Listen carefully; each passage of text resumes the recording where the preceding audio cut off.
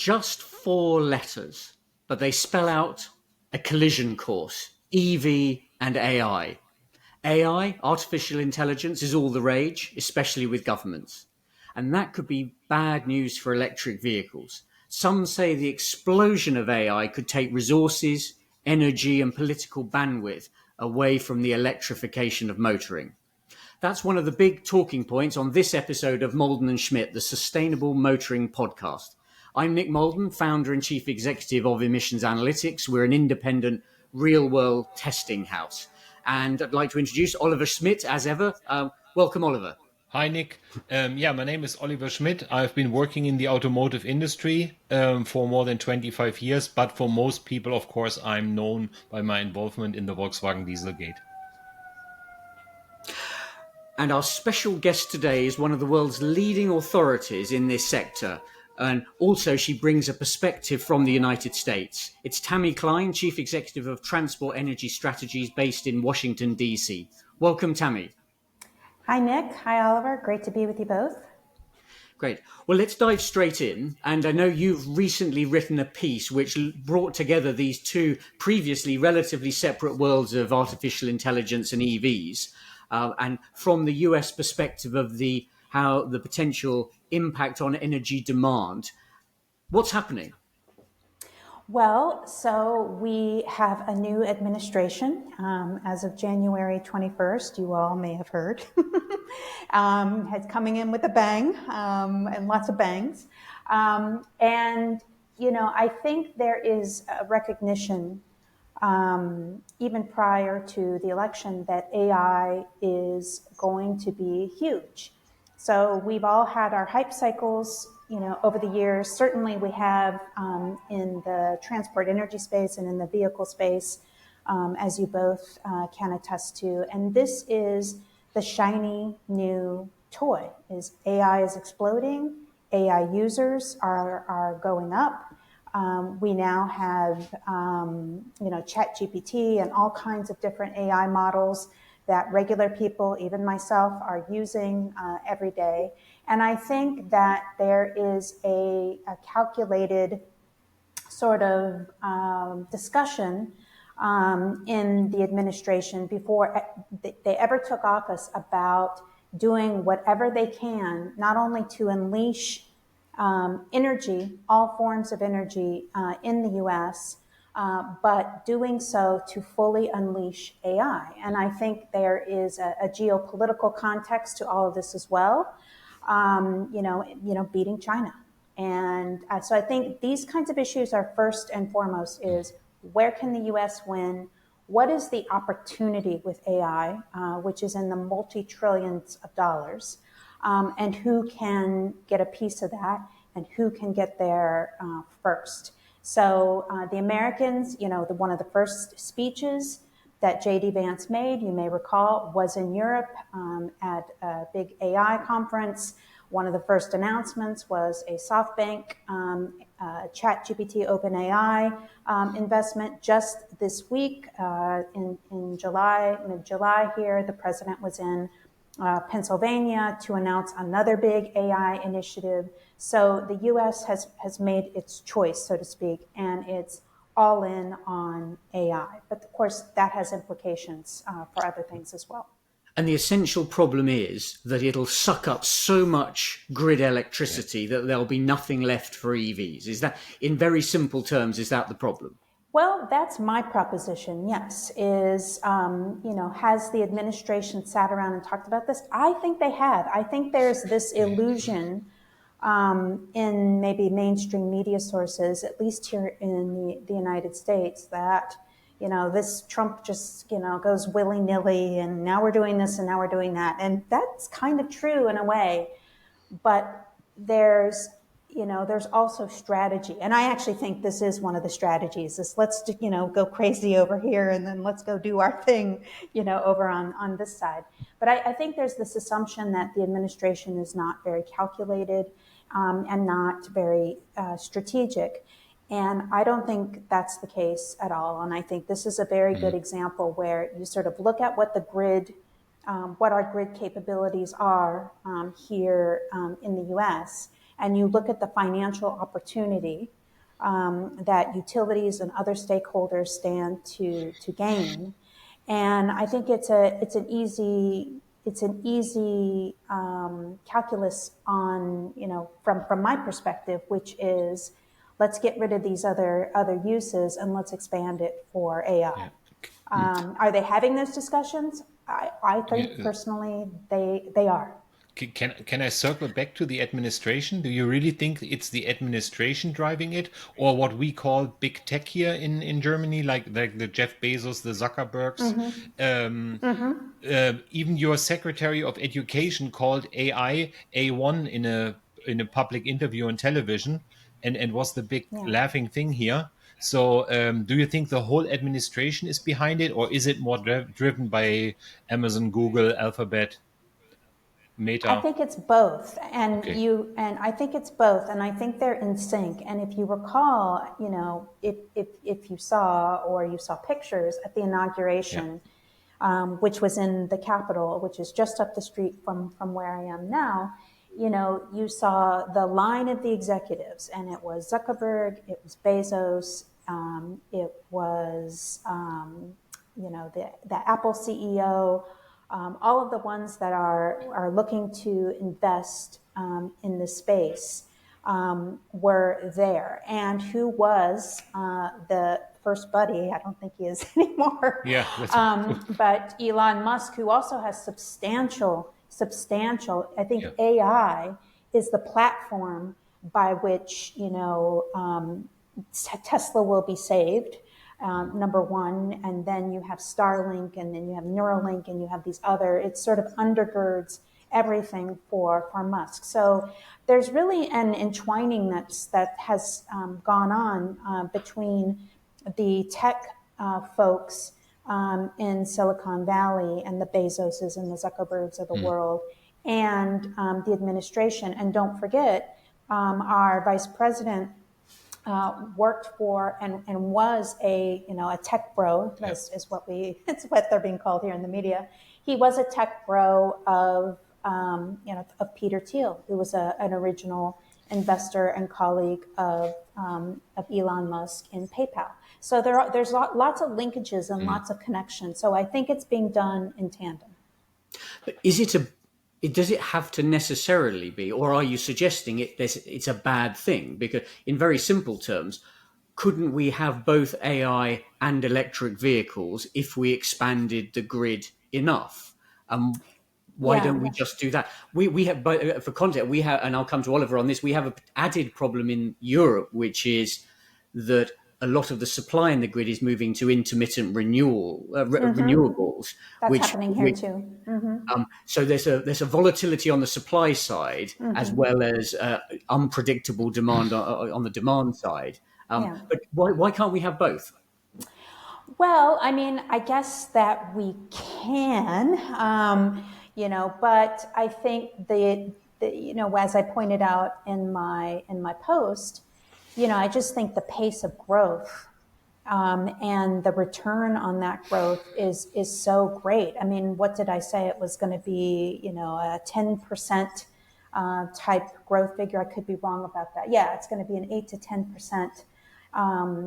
Growth. That's doubling where we are now in terms of consumption, and I think even there will be more growth than that. So yeah, they can coexist. There's going to be charging. There's still going to be people who purchase EVs. There's still going to be people who are charging at home, but I think a lot of it is, in my view, structurally in the U.S., like what's going to get bumped up, like utilities have, the backload of projects. They get the approvals, they get the permitting, they do the interconnection if they need to add substations or whatever infrastructure they need to add. Like what's going to be prioritized, from a permitting perspective and approval perspective, in the U.S., either at the federal level and or to a certain extent at the state level. It's going to be the data centers and not so much, I think, in my view, my personal opinion as an expert, I'm not sure that EVs are going to be at that quite top of the list. So I think that's part of it. And then I think over time we do have reliability issues. I think we will need to add, more grid capacity. We are, in some cases, especially in states like California, there's a lot of battery backup storage going on. There's a lot of renewables. So, so I think it's that sort of dynamic, like what's going to come up in the queue, what's going to get prioritized. I don't think it's probably going to be electrification per se. For really big projects. Isn't the US, because the US is so vast and it's kind of split in the middle between the political opinions. So you just mentioned California, which has always been in the forefront of environmental regulations and everything. And you have other states we don't want to mention now, but where it's the total opposite. And seeing it from the outside here, it looks like the current administration and the administrations two before it are withdrawing or pulling back all the greenhouse gas regulations, all the cafe regulations, the ZEF mandates. They are trying to block as much as possible, trying to revoke the mandate for California to have their own regulations. So from the outside, it really looks like the administration is totally in favor of AI and doesn't care about EVs. They might sell for the people that hack trees or whoever want to drive them, who thinks they can save the planet by driving an EV, like they did 20 years ago with the Priuses. Is it just a perception from the outside, or is it really that's what's happening? No, that's totally what's happening. You have got your finger on the pulse there. And it's not necessarily, I would say, totally driven by EV. I think it's, or AI, forgive me. I think a lot of it is the president's philosophical approach on EV, which is, hey, if you want to own an EV, fantastic, go buy yourself an EV. However, to saddle the American public, most of whom are not the elites. Mostly these are people who are kind of hanging on by their fingertips and are already, car prices, as you know, and loans and interest rates, all of those things are high. So people are kind of barely hanging on. This is part of the folks who are part of his base are people in this situation. So I think it's like providing relief to them. We are culturally, and this is very hard to overcome, but as you very well know, like we are car culture. We are a choice and freedom culture. And so to do the type of mandate that California had in mind, and frankly, even though the enviros say, oh, we didn't have a federal mandate, guys, federal mandate. I mean, it's just a backdoor way of doing it to, set super tight, criteria, pollutant standards, and then watch as the industry tries to meet them with ice, and they really can't. So I think, there's philosophical, there are campaign promises that were part of this. So the president seems to be very, very much into this, quote, promises made, promises kept. I promised on the campaign trail that I was going to get rid of the EV mandate, and I was going to get rid of the Green New scam. So to promote, choice and, different energies and all that. So that I think that there's a philosophical issue, and I don't think he's super big on climate, or at least the cost of what it would take to comply, so to speak, to sort of get there. So you can see, like, dismantling fuel economy, dismantling vehicle GHG, dismantling the waiver, and litigate, and all of this is now going to be a litigation game as well, which he's very big into suing. Let's sue a TV network, let's sue the papers, let's sue the universities, So I think there's different pieces that are going on there that's driving all this, and AI, the benefits to AI are in there. And I think the UK is an interesting comparison because actually I think underlying it, it's more similar to the US than the people in the UK would like to think. Still, it's still very much a very public commitment to net zero and to electrification, but that's about to collide with also a very public commitment to growth. Right. And AI has been identified as one of the major sources of Exactly. growth. Right. Then you cross-reference that to the grid forecast for capacity out to 2050, and it's essentially one, very tight, and two, very dependent on having a fleet of 30 million electric vehicles that provide a big decentralized battery. Mm-hmm. You've got some choices that are, those two agendas are going to collide at some point. And I suspect, if I had to call it, growth will trump electric vehicles Mm-hmm. because that goes to people's pockets, people's welfare. So Right. actually, it may be that we don't want to make that choice.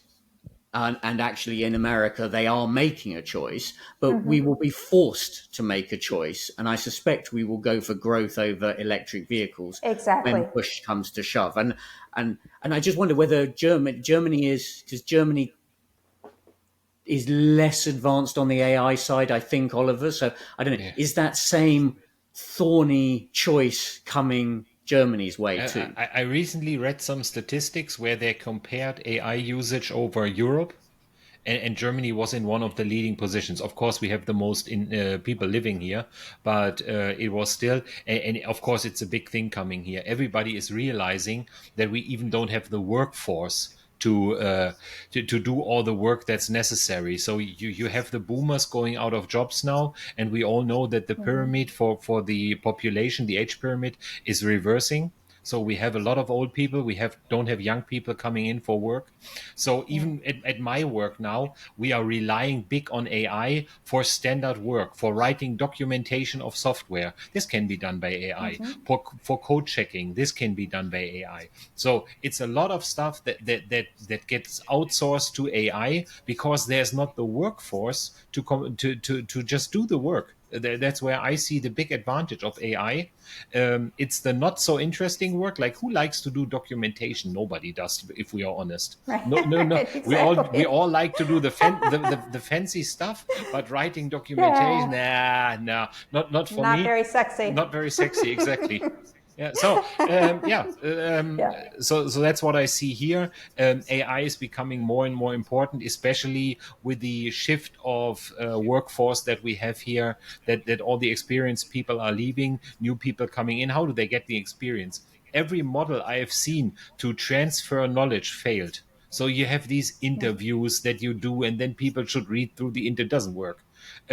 Just give your Right. knowledge somehow to the AI, store it somewhere so that AI can pull out of it and advise other people. So that's what I see. It's my personal opinion on it. Mm-hmm. Yeah. Yeah. So actually, it sounds like the tension is there in all three countries, and so that probably exists across most of the developed world. So, Tammy, so given that, where does that leave the decarbonisation of vehicles approach in the US? Is there an alternative approach around alternative fuels or Mm-hmm. hybridization? Or is it going to be one of more sort of benign neglect? As you said, if you want an EV, fine, go ahead, but we're not going to think too much about it. Is it neglect or is there an alternative strategy? Well, I mean, in this administration, you know, like we're out of the Paris Agreement, we're not doing climate goals. However, President, not a priority for him. However, it sort of reminds me a little bit of the Bush administration, so Bush 2. At that time, fracking became a thing. There was a lot of natural gas exploration. Lots of it being found, lots of it being used. The uptick, and then that sort of continued on into the Obama administration, and our greenhouse gas emissions nationwide started to go down. And as much as probably President Obama chafed. He did point to, point to the increased use of natural gas as a fundamental primary reason that we got there. In Trump 2, I see that, okay, there's not going to be, all the strategies at DOE, and we're going to have a, this blueprint for decarbonization, like that's gone. Probably a lot of the people who created that are gone out of DOE. However, if we tease it out, and no one really wants to, on the climate side, really wants to hear this, because it's just easier to, dislike Trump and what he's doing or not doing on climate. But I think we can sort of tease out, like, okay, where might there be some pluses? One is, folks are still buying electric vehicles. I think that pace is going to, and I forget what the percentage is, but the pace is going to slow down because the tax credits have now been legislated out. We, all knew that was coming. But I think the other bright spot is the increase in hybridization. Hybrid sales have really taken off in the US. So you have a lot of Americans who are like, well, I don't know. The charging's really not there, and I'm not really seeing it where I live, and I want to go on a long distance. Americans do drive, long distances on occasion. Well, I'm not really ready for this technology, but, there's a lot more hybrid models here. I'll do a hybrid. So you're seeing a lot of that happening. That trend has not slowed down. There are no tax credits for that. People are just, doing that calculus for themselves, again, the calculus word, and buying them. So that's one bright spot. The second bright spot, in my view, although this is disputed, is I think we will use more, bio-based fuels. Now you can get into the indirect land use change and does it really contribute and all of that. I am on the side that it does, and that the production processes have gotten so much more, carbon efficient. And, there are real incentives to do that with some state programs like low carbon fuel standard and things like that. So you have more bio-based fuels usage, and the potential to really reduce greenhouse gas emissions, quite a lot through the use of hybrid fuels, and, bio-based fuel blends like, ethanol. And so I think that's another bright spot. A third bright spot is the use of carbon capture and storage. And I predicted this, that in the one big, beautiful bill, the OBBB, that was just enacted by the Congress and really pushed by the president. I predicted that, we're going to keep carbon capture and storage. It's bipartisan. It was pre-IRA, and that largely has stayed the case, as well as the incentives for these cleaner, low carbon fuels. So I think will we make as much progress? At least to the level that we were on the trajectory. I doubt that in this 4-year time frame. Do I think that we will continue to make climate progress, especially on the transport energy side? I do. Do I think that ultimately, it might be not such a bad thing that we slow down a little bit and get a little bit realistic? It's controversial. I'll probably get some hate mail for this, but I think we do, because the technologies and things, charging the vehicles, we're just need a little more time. I think your hate mail will not be from the GOP. Probably not. So you cited the president's campaign trail promises earlier. So one of his promises was drill, baby, drill.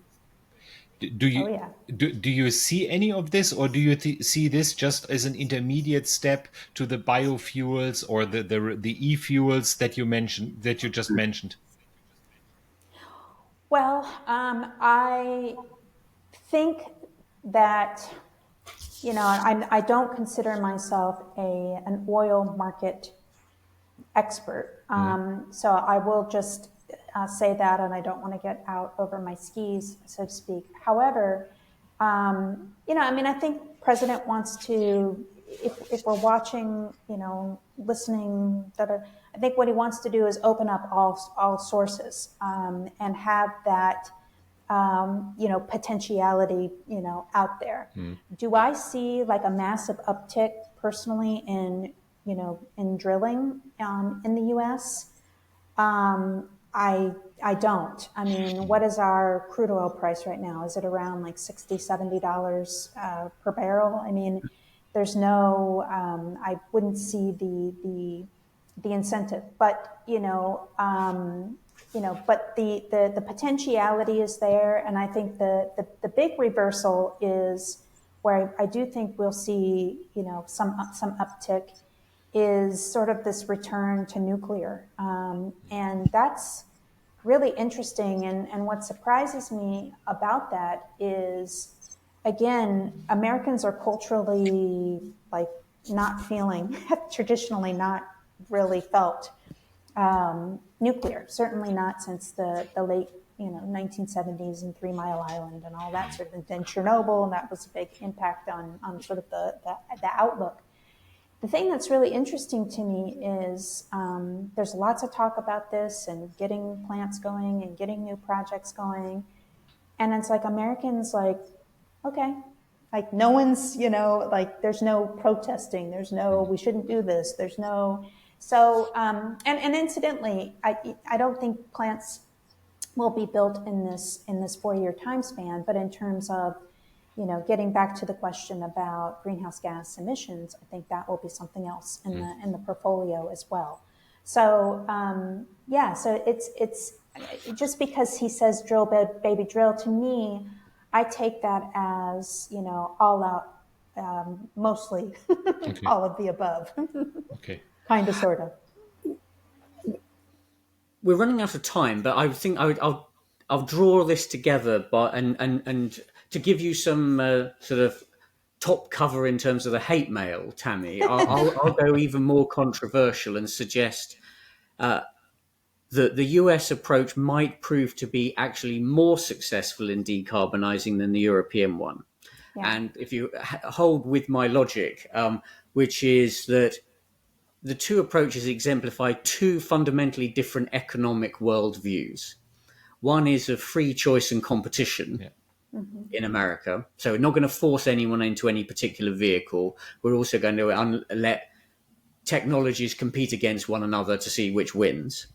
Versus the European one of picking winners, by some technocratic, clever people from good universities in a room thinking it through, figuring out what the best solution is, and then we're going to effectively impose it through a bunch of regulations and taxation, etc., which history tells us that tends not to be very effective and ends up with certain vested interests, the best lobby groups or the best It's how you get a Trump. It's how you get a Trump. Exactly. But they capture big chunks of economic rent. So some people do really well out of it, but it doesn't achieve the well-meaning goal in the first place. Because actually, a lot of these people are well-meaning. They're just not reading the economic history books that picking winners doesn't tend to work. Right. So you've got two very sort of the two antitheses in the approaches. And I have a sneaking suspicion that the American one, even though it'll be messy and noisy and not a straight line, will actually end up to be a better, cheaper, more effective, less risky route to decarbonisation. Am I mad? Is there any grain of truth in that? I think from my just working on these issues, for so many years, I think that's true. I think, command and control, I just really wonder how it is all going to work. All of these Fit for 55 programs, and it's all so, it's RED 3 and Refuel EU and all the hydrogen stuff and RFNBOs and all these, like how this is all going to work at the end of the day.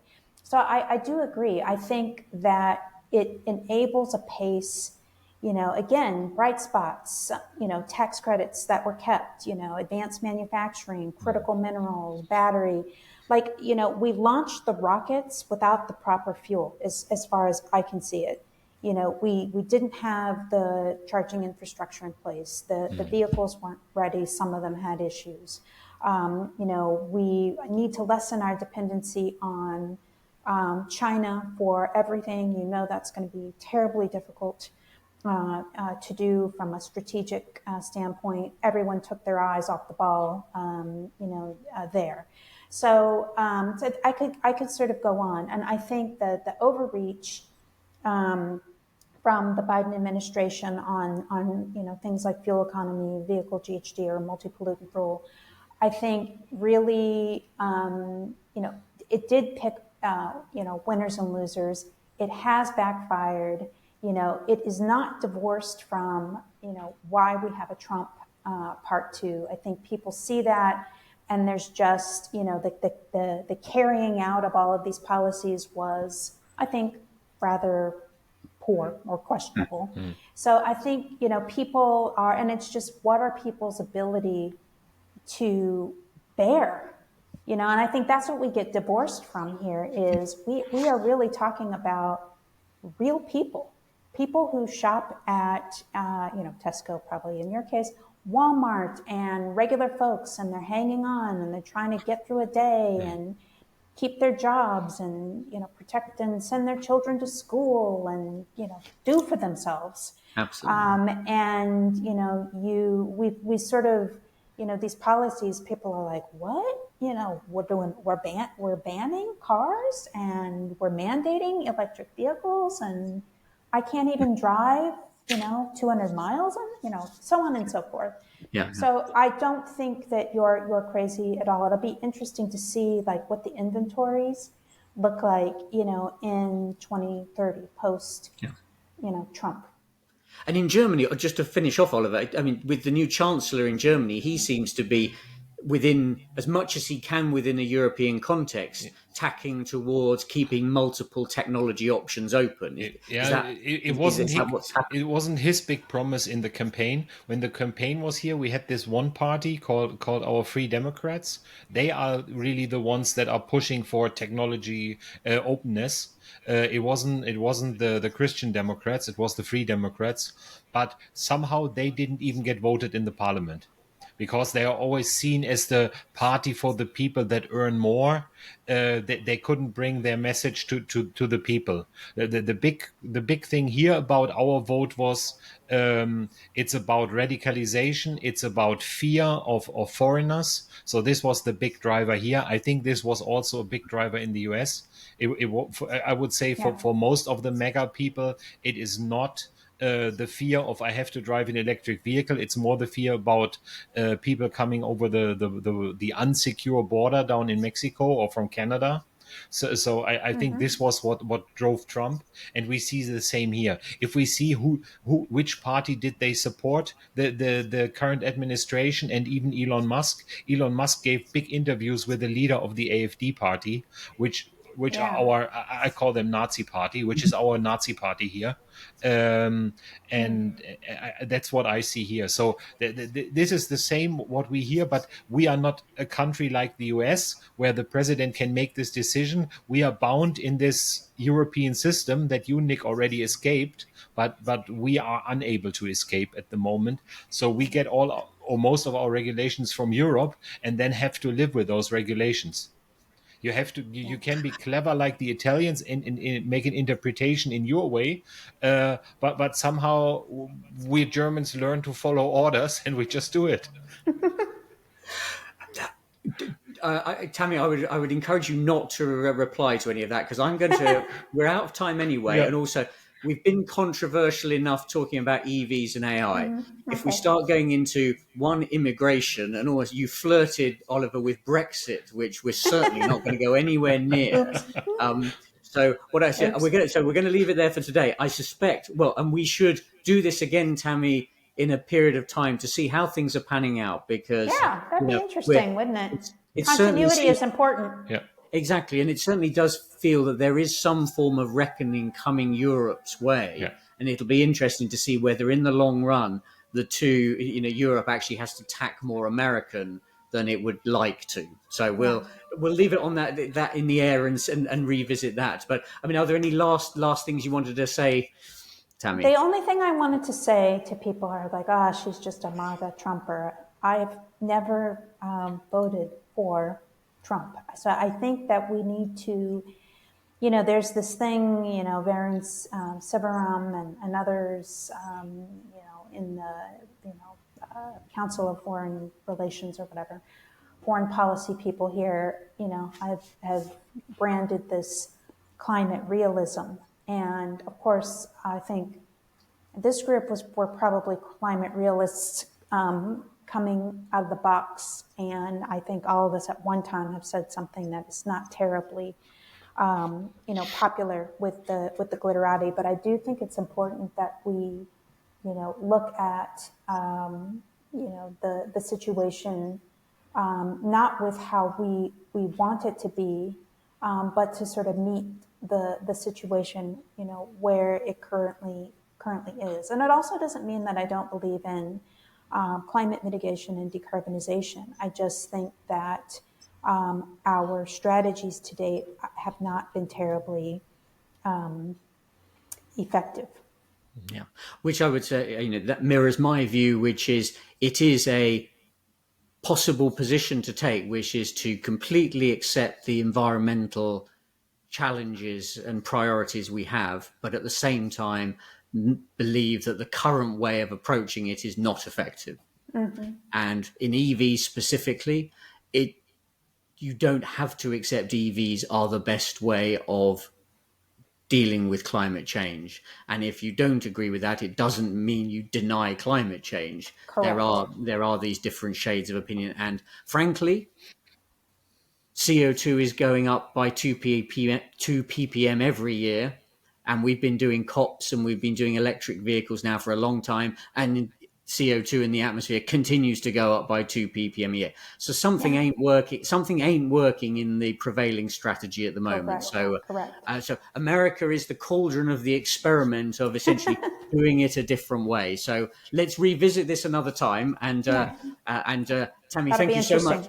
Yeah, and thank you so much. So thank you so much for your time and joining us, Oliver. Thank you as always. And I should say, you mentioned nuclear. We will, in a later podcast, be bringing on an expert on nuclear power, the increasing renaissance of nuclear power. And picking up on what you said, it's almost the quiet renaissance of nuclear power. That and fulfilling a crucial need. And the UK is actually forecasting a quintupling of its nuclear power by 2050.